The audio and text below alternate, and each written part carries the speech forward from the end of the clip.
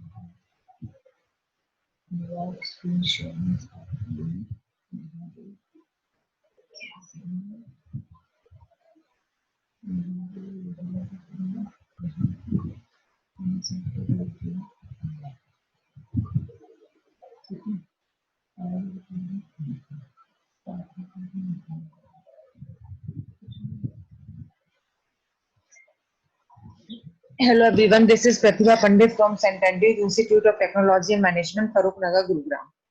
I am ready here for presenting a lecture on hydraulic engineering. Today I will take some topics of flow through pipe. This is unit number 3, module 3.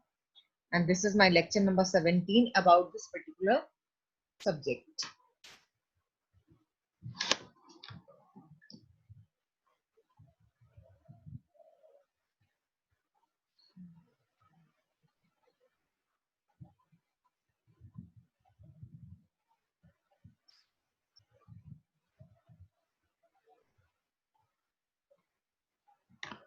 So we will start with power transmitted through pipes today. So guys, what is power is transmitted through pipes? Power is transmitted through pipes by flowing water or other liquid flowing through them. The power transmitted depends upon weight of liquid flowing through the pipe and total head available at the end of the pipe.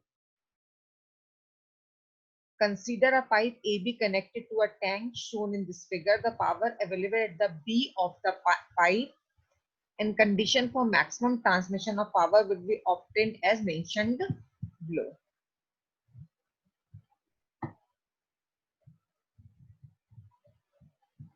ये आप जो figure देख रहे हैं, just a minute,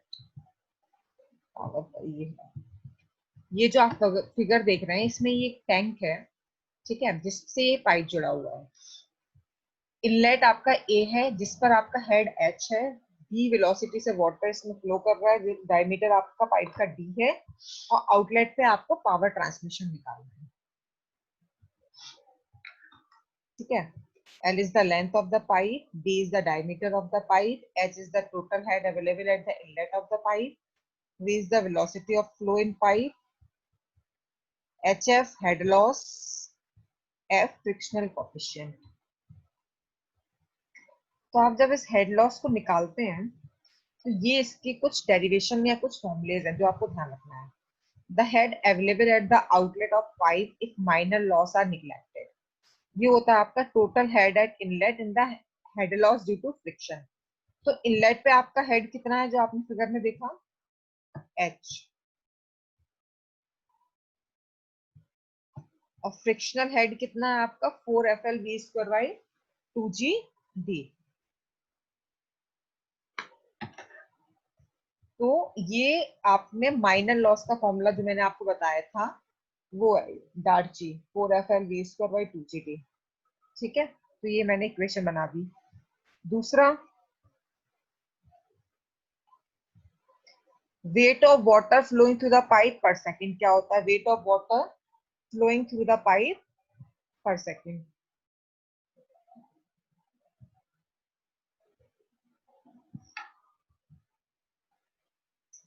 wait of water क्या हो जाएगा? Rho g volume of water per second. तो रो इंटू जी, और वॉल्यूम को मैंने क्या लिख दिया? Area into velocity. तो इसका फॉर्मूला क्या होगा? रो जी π/4 d² इंटू वी।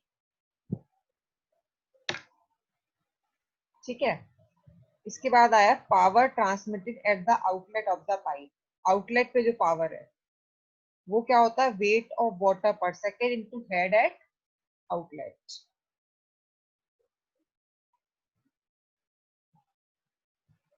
तो आप इस इक्वेशन की और इस इक्वेशन का मल्टीप्लाई कर देंगे तो आपका ये वाट में फॉर्मूला बन गया। तो power transmitted at outlet of pipe का फॉर्मूला क्या हो गया? ये हो गया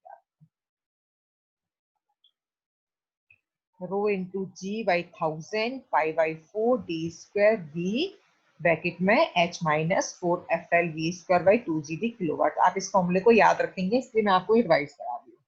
इसमें रो क्या है? रो इंटू जी क्या है? Specific wait.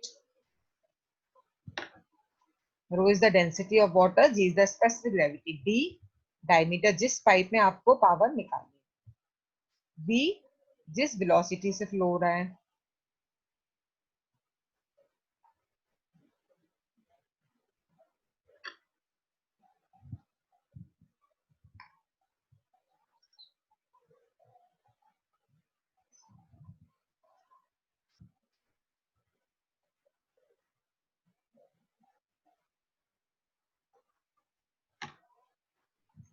H total head है, 4FL V²/2GD ये आपका अंदर जो फ्रिक्शनल लॉस है वो है। तो एक किलो वाट में आपकी पावर का फॉर्मूला होगा जिसे हमें ध्यान रखना है।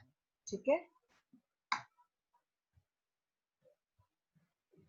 इसके बाद अगर आपने इसको नोट कर लिया हो तो हम अगर एफिशिएंसी की बात करते हैं तो एफिशिएंसी क्या होती है? Power available at the outlet of the pipe to the power supplies at the inlet of the pipe.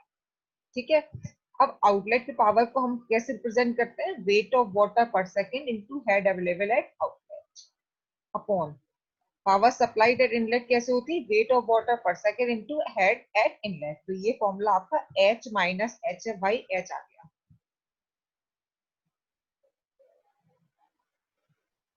ठीक है,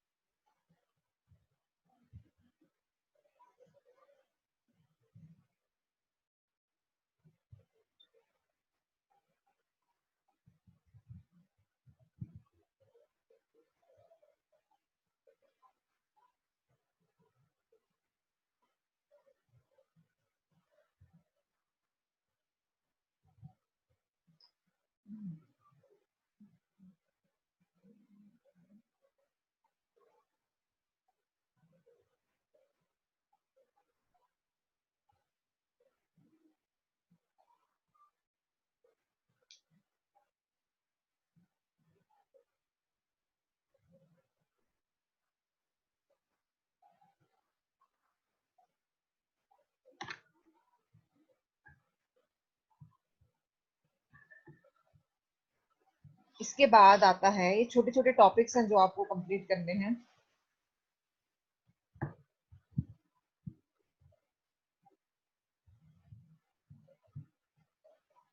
साइफन क्या होता है? इस पे शॉर्ट नोट हर बार एग्जाम में आता है। साइफन का आप फिगर देखिए, आपके दो टैंक है सपोज, या दो रिजर्वॉयर है जिससे आपको पानी को कनेक्ट करना है और जिनका एलिवेशन क्या है, डिफरेंस है, तो ऐसी जगह पे आप जिस बेंट पाइपलाइन के थ्रू उसको कनेक्ट करते हैं वो आपका साइफन होता है. As shown in the figure, two reservoir A and B separated by the hill. In order to transfer liquid from A to B reservoir, they are connected by siphon.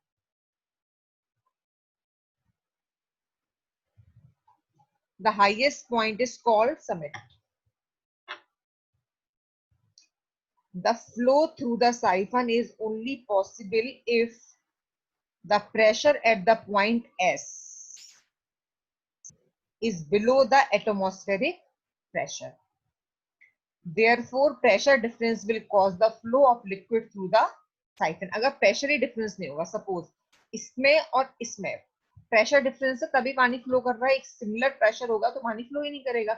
Similarly, C point और इस downward point में जहां पे आपको पानी भेजना है suppose, वहां पे भी pressure difference होना चाहिए. So this is the pipe, this is a siphon. Okay.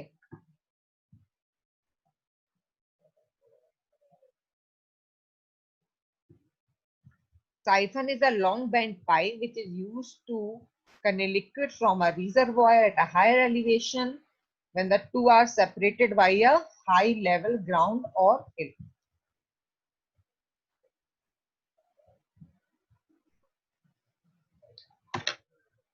Siphon is a long bent pipe which is used to transfer liquid from a reservoir at a higher elevation to another reservoir at lower level when two reservoirs are separated by hill or high level ground.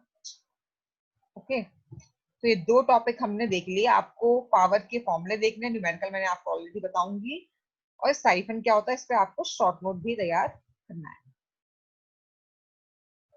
अब अगर हमें condition ध्यान रखनी है, condition for maximum transmission of power, तो condition for maximum transmission of power के लिए आप पी वाली इक्वेशन को वी की रिस्पेक्ट में मिनिमाइज करेंगे. मतलब अगर आप मैक्सिमम ट्रांसमिशन ऑफ पावर लेंगे तो मैक्सिमम के लिए आपको उसका जो हेड लॉस है वो मिनिमम होना चाहिए. अगर आप पावर को मिनिमाइज करना चाहते हैं तो हेड लॉस को आप मिनिमाइज कर देंगे. तो आपने डेल ओवर डेल वी किया, इस पूरे टर्म का डिफरेंशिएशन कर दिया वी के रिस्पेक्ट में. ठीक है, जो हेड लॉस है उसको आप मिनिमाइज कर रहे हैं.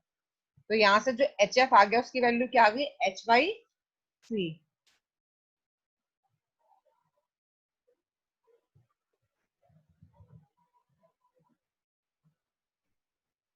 ठीक है. ये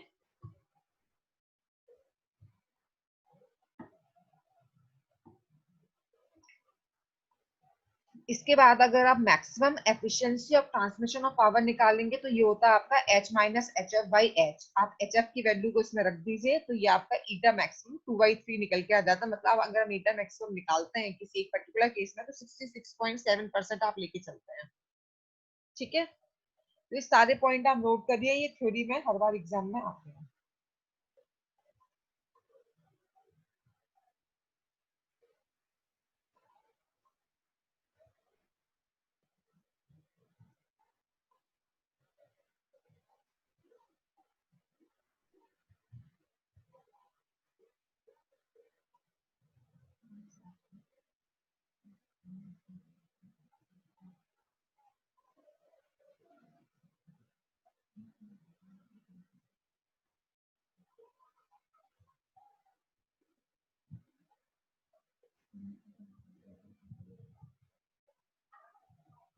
इसके बाद आता है वाटर हैमरिंग क्या होती है.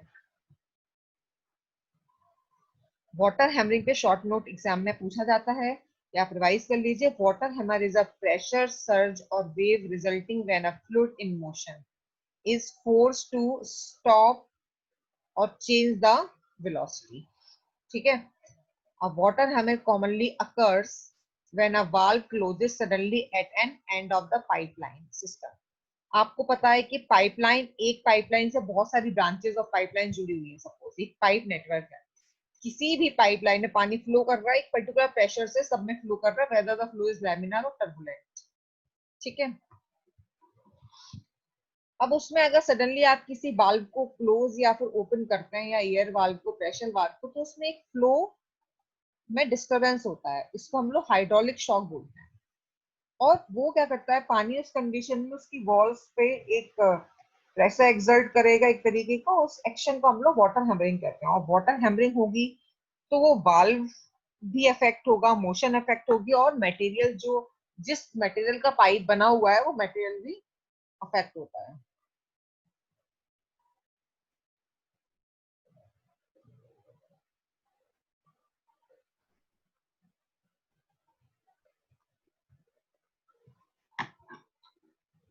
इसको हम लोग बोलते हैं वाटर हैमरिंग एक्शन। ठीक है,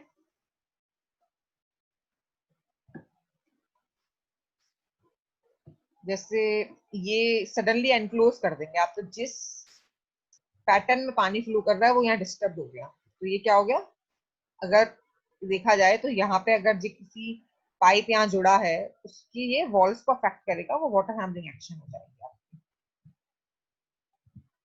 आप इसकी मैकेनिक्स देख सकते हैं। At the reservoir, unbalanced condition due to negative pressure in the pipe flow towards the start. Suddenly closure of the valve at the reservoir and low pressure move upstream as a waves. तो ये आप सारा note कर सकते हैं।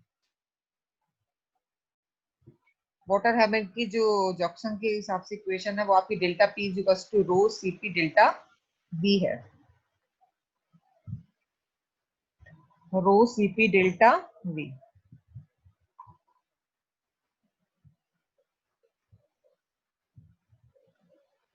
where delta p is the change in the pressure, rho is the density, cp velocity, delta v change in velocity। तो इस तरीके से ये इक्वेशन हो जाती है। अगर आप इसके एप्लीकेशन देखेंगे तो एप्लीकेशन में hydraulic RAM works with the principle of water hammer. ठीक है, leaks can sometimes be detected by using water hammering. आपको लीकेज का पता चल जाता है, ये एक वाटर हैमरिंग का एप्लीकेशन है। US Navy is conducting field trials for mine cleaning using water hammering. So these are the applications.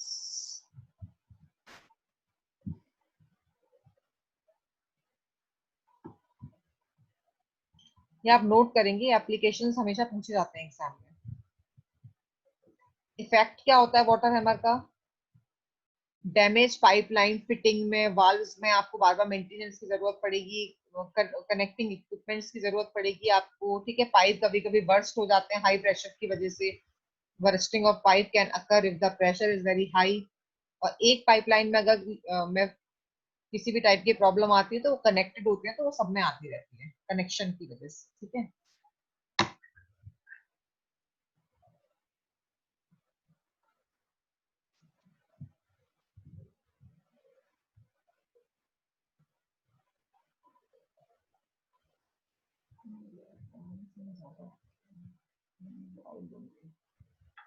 इसके अलावा थर्ड है आपका, water hammer can have devastating effect on the pump system. ठीक है, तो ये सारे इसके इफेक्ट्स होते हैं।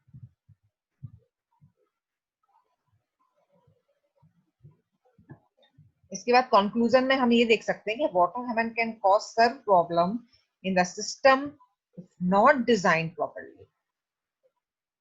आप कोई वाटर ट्रीटमेंट प्लांट बना रहे हैं, आपने पाइपलाइंस में सारे इफेक्ट को कंसीडर नहीं किया, और कहीं पे वाटर हैमरिंग होगी तो एक पाइप को अफेक्ट करेगा, उससे वो पूरे नेटवर्क को अफेक्ट करेगा। तो आपको डिजाइन के टाइम इन पॉइंट्स को प्रॉपरली कंसीडर करना है।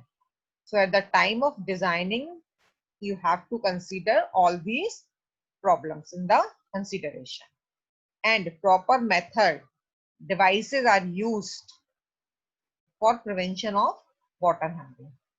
Water hammer is useful in certain cases as hydraulic ram, mining and cleaning.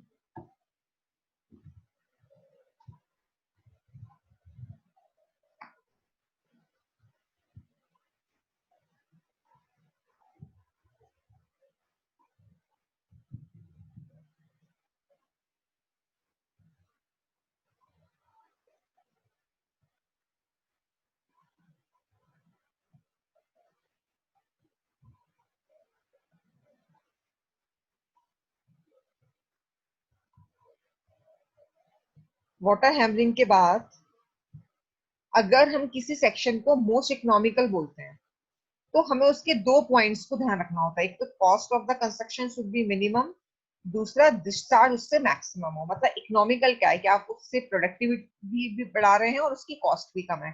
यही तो हुआ इकोनॉमिकल सेक्शन का मतलब। किसी पाइपलाइन से डिस्चार्ज भी ज्यादा हो रहा है, उसकी कॉस्ट भी कम है। तो हम किसी भी इकोनॉमिकल सेक्शन या टाइप्स ऑफ जो चैनल्स होते हैं तीन तरीके से डिजाइन करते हैं: रेक्टेंगुलर चैनल, ट्रेपेजॉइडल चैनल और सर्कुलर चैनल।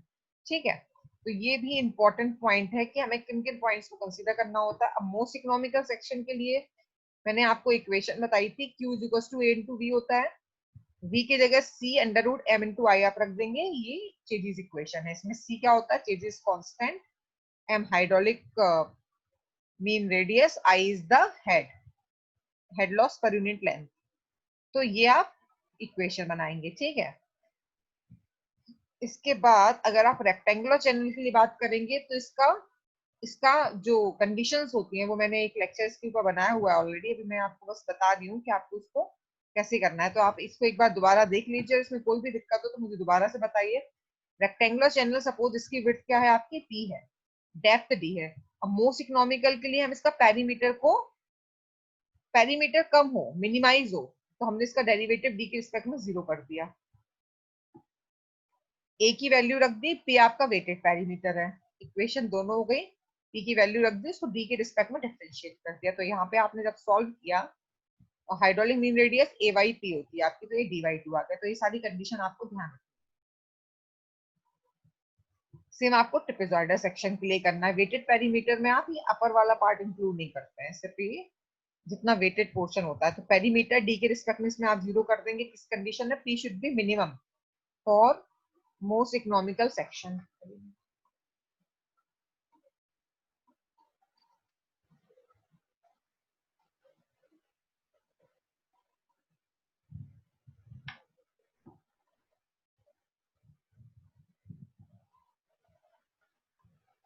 तो मोस्ट इकोनॉमिकल के लिए ए जो मैंने आपको बताया था एक टेबल के, आप उससे ए की वैल्यू ध्यान रखें। तो यहाँ से बी की इक्वेशन बना ली, पी की वैल्यू ध्यान रखें, तो ए बाई डी की ये इक्वेशन बन गई। तो आप del P Y over del D को डेरिवेटिव 0 कर देंगे। तो यहाँ से एक कंडीशन निकल गई। ये कंडीशन आपको ध्यान रखना। B plus two N D by two is equal to D under root N square plus 1। ठीक है, मोस्ट इकोनॉमिकल ट्रेपेजॉइडल सेक्शन के लिए। तो आप इसको ध्यान रखेंगे। So guys, I am just giving you one numerical. You just solve this, and I will start from this in my next lecture. This is a quite revision in flow through pipes because I will start some more other topics, and before starting that, I should aware these topics. So you can go through these first. आप इस numerical को note करिए और इसकी practice करिए। इसके बाद में इसी न्यूमेरिकल से अपने नेक्स्ट वीडियो में बनाऊंगी। ठीक है, a trapezoidal channel has side slope of 1 horizontal, 2 vertical, and slope of the bed is 1 in 1500. The area of section is 40. Find the dimension of section if it is most economical. Determine the discharge of most economical section is C is equals to 50. ये है आपका